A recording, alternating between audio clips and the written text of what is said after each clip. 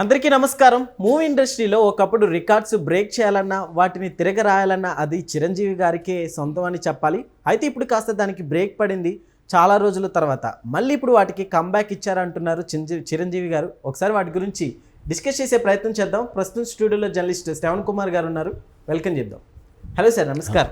Hello అండి. Sir, ఏంటి sir record break చేసిన ఇష్యూ ఏంటి?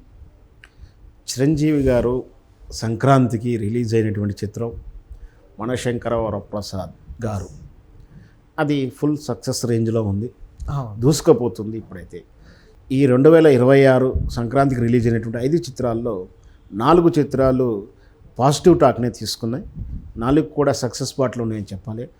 లక్కీలీ ఆ 4 కూడా ఫ్యామిలీ ఓరియంటెడ్ చిత్రాలు, అంటే కుటుంబ తరహా చిత్రాలు. ఒక్క చిత్రం రాజాసాబ్ మాత్రమే కొంచెం డిసప్పాయింట్ చేసింది. సరే, అది డిజాస్టర్ ఏం కాదు, డిసప్పాయింట్ చేసింది కొంచెం. అయితే మనశంకర వరప్రసాద్ చిరంజీవి గారి చిత్రం మాత్రం రికార్డు బ్రేకులు చేస్తూ సరికొత్త రికార్డులను క్రియేట్ చేస్తూ ఉంది.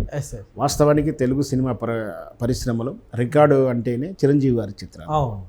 ఒకప్పుడు ఆయన చిత్రాలే ఉన్నాయి. అయితే చిరంజీవి గారు రాజకీయ పార్టీలకు వెళ్ళిపోవడం, దాంతో ఒక 4-5 సంవత్సరాల సినిమాలు లేకపోవడం, ఆ తర్వాత కంబ్యాక్ వచ్చి ఖైదీ నెంబరు 150 చిత్రం తోటి వచ్చిన అది మంచి సక్సెస్ అయినా, ఆ తర్వాత వచ్చినటువంటి చిత్రాలు వాల్తేరు వీరయ్య కానీ, బోలాశంకర్ కానీ, సైరా నరసింహారెడ్డి కానీ, ఈ చిత్రాలు అనుకున్న స్థాయిలో, ఆచార్య కూడా అనుకున్న స్థాయిలో విజయం సాధించలేదు, డిసప్పాయింట్ చేశాయని చెప్పారు. సార్, పాలిటిక్స్లోకి ఎంట్రీ ఇచ్చి తర్వాత బయటకు వచ్చేసిన తర్వాత ఐ థింక్ ఇదే బిగ్ సక్సెస్ అయినట్టు కూడా తెలుస్తుంది. అదే అంటే మొత్తం ఎంత ఉంది, సుమారు 10 years 8 to 10 years మిడిల్లో చిరంజీవి గారి చిత్రాలు అనుకున్న స్థాయిలో కలెక్షన్ లేకపోవడం. సార్, 150 చిత్రం ఉన్నా కూడా, అయితే చిరంజీవి గారు రాజకీయాలకు వెళ్ళేటప్పటికీ ఆయన చిత్రాల్లో ఆయన క్రేజ్కి ఆయన రికార్డ్సే ఉన్నాయి. కానీ ఈ 8-10 yearsలో ట్రెండ్ మారిపోయింది, పాలసీలు మారిపోయాయి, కల్చర్ కూడా కొంచెం సినిమా కల్చర్ కూడా మారిపోయింది. ఎలా అంటే ఈరోజు మన తెలుగు చిత్రాలు కాస్త ప్యాన్ వరల్డ్ స్థాయికి దాటిపోయాయి. త్రిపుల్ ఆర్ చిత్ర కానీ, బాహుబలి కానీ, పుష్ప లాంటి చిత్రాలు తీసుకుంటే అవి 500 కోట్లు, 1000 కోట్లు, 2000 కోట్లు అని క్లబ్లు అని చెప్పేసి కంపారిటివ్ వచ్చింది. ఆ 8-10 years సోషల్ మీడియా అంత పెద్దగా ఇప్పుడున్న రేంజ్లో లేకపోవడాలు. సో ఆ కాంపిటీషన్ కానీ అదంతా అప్పుడు కల్చర్ వేరు, ఇప్పుడు వేరు. చిరంజీవి గారు మళ్ళీ మనశంకర వరప్రసాద్ చిత్రంతో కలెక్షన్ పరంపర రికార్డు బ్రద్దలు కొడుతుందని చెప్పాలి. ఆల్రెడీ అది 300 కోట్లు 400 కోట్లు దాటి కలెక్షన్ చూపిస్తూ ఉంది స్క్రీనింగ్ థియేటర్లో. అయితే గతంలో ఉన్న రికార్డ్స్ ఏంటంటే, ఇది 7th డే అంటే లాస్ట్ మొదటి వారం చివరి రోజుల్లోనే గతంలో రికార్డ్ ఏంటంటే, తెలుగు పరిశ్రమలో అల్లు అర్జున్ గారి చిత్రం అలా వైకుంఠపురంలో 8.3 crores వసూలు చేసి 7వ రోజు వసూలు చేసి రికార్డు ఉండేది. సో కానీ ఇప్పుడు ఇది లాస్ట్ రోజు చిరంజీవి గారి చిత్రం 9.5గా 9.5 కోట్లు వసూలు చేసింది చివరి రోజు అని చెప్పేసి, ఏడో రోజు అని. అంటే అప్పుడున్న రికార్డుని మళ్ళీ అల్లు అర్జున్ రికార్డుని చిరంజీవి గారు మళ్ళీ బ్రేక్ చేసి తాను రికార్డును నెలకొల్పాడు. గతంలో కూడా చిరంజీవి గారి చిత్రాలకు చిరంజీవి గారు ఆ రోజుల్లో కలెక్షన్లు ఉన్నప్పుడు ఏదైతే కోట్ల రూపాయల్లో ఉండేదో, అప్పుడు 10 కోట్లు, 2 కోట్లు, 50 కోట్లే ఆ రోజుల్లో కూడా చిరంజీవి గారి రికార్డ్స్ ఉన్నాయి. ఒక సినిమాని 5 సెంటర్లో, 8 సెంటర్లో, 10 సెంటర్లో శతదినోత్సవాలు జరుపుకునే చిత్రాలు ఉన్నాయి. సో ఆ ట్రెండ్ అప్పుడు చిరంజీవి గారే రికార్డ్ బ్రేక్లు. ఆ తర్వాత ఇప్పుడు కూడా మళ్ళీ ఆయన కంబ్యాక్ వచ్చేసినా కూడా రికార్డ్ బ్రేక్ చేసిందని చెప్పవచ్చు. సార్, ఈ రికార్డుని అంటే ఇప్పటివరకు కూడా ఏ హీరోకి రాలేదంటారు, ఏ మూవీకి? అంటే అట్లానే కాదు, అంటే ఏంటంటే ఇప్పుడు ఫస్ట్ ఆఫ్ ఆల్ ఒకరు మనం పరుగు పందెంలో 5 మీటర్లు ఒకరు పరిగెత్తారు, తర్వాత వచ్చాడు 10 మీటర్లు, తర్వాత 17 మీటర్లు, అంటే అట్లా స్పాన్ పెరుగుతూనే ఉంటుంది. కానీ ఇంతవరకు లేదనేది కాదు, ఆ పీరియడ్కి ఈ టైం వరకు ఆ రికార్డు స్పాన్ అంత లేదు, ఇప్పుడు పెరిగింది.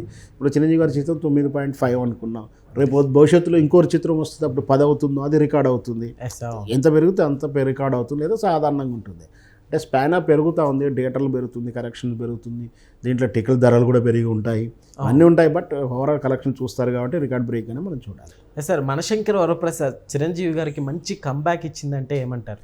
ఖచ్చితంగా ఆయనకే కాదు, సినిమా పరిశ్రమకు కూడా ఊతం ఇచ్చిందని చెప్పాలి. ఎందుకంటే ఒకవేళ సినిమాలు ఫ్లాప్ అయి ఉంటే, సినిమా పరిశ్రమలో ఒక సినిమా ఫ్లాప్ అవుతే ఎంత ఇబ్బంది అవుతుంది, ఒక ప్రొడ్యూసర్ లాస్ అవుతే వచ్చేటువంటి, అంటే భవిష్యత్తులో కొత్తగా రావాల్సినటువంటి ఒక 10-15 మంది ప్రొడ్యూసర్లు కంబ్యాక్ అంటే రారు, ఇండస్ట్రీకి రాకుండా భయపడి పలానా నిర్మాత లాస్ అయ్యాడట, ఇల్లు వాకిలంకు రోడ్డు మీదకి వచ్చాడట, పలానా హీరోతో సినిమా చేస్తే అన్నీ పోగొట్టుకోవాలట అని ఒక భయం వస్తే కొత్త నిర్మాతలు రారు. బట్ ఇట్లాంటి సినిమా హిట్ అయినప్పుడు ఆయనను చూసి మనం కూడా ఒక రూపాయి సంపాదించుకోనో, లేకపోతే మళ్ళీ మనం కూడా ఒక సినిమా తీసిన సాటిస్ఫాక్షన్ ఉందని చెప్పి నిర్మాతలు కొత్తగా వస్తూ ఉంటారు. అంటే నిర్మాత పుట్టుకు వస్తూ ఉంటాడు, సినీ పరిశ్రమలో పని పెరుగుతూ ఉంటుంది, సినీ పరిశ్రమలో కొత్త సినిమాలు వస్తూ ఉంటాయి, ఎన్ని సినిమాలు నడుస్తూ ఉంటాయి. సినిమా పరిశ్రమను నమ్ముకొని రోజు కూలీగా బ్రతికే కార్మికులకు కడుపు నిండా నిండుతుంది, కడుపు నిండా పని దొరుకుతుంది, డబ్బు దొరుకుతుంది. ఏ సెక్టర్లో లేనటువంటి దరిద్రమైనటువంటి విధానం ఏంటంటే ఈ సినిమా ఫీల్డ్లో సాలరీస్ ఉండవు. ఏ సెక్టర్కి ఎక్కడో 2-3 రెగ్యులర్ కంపెనీలకు తప్పించి మిగతా ప్రతి విభాగానికి 24 మనకు సినిమా పరిశ్రమ 24 క్రాఫ్ట్స్ ఉంటాయి. దీంట్లో సాలరీ బేస్ క్రాఫ్ట్ ఏదీ ఉండదు.